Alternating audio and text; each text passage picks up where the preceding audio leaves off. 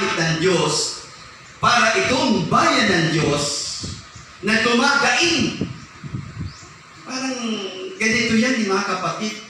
Sa akin lang kaisipan, marami siguro mga tao na parang sawa na sila sa reliyon.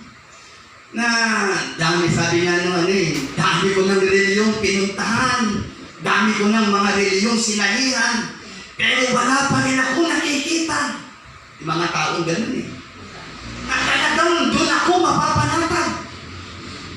Na masasabi ko nandun talaga ang Diyos sumasama. Kaya dumagain sila. Dumagain sila na palayain sila sa pagkaalipin ng mga maling doktrina. Yan, paglalarawan.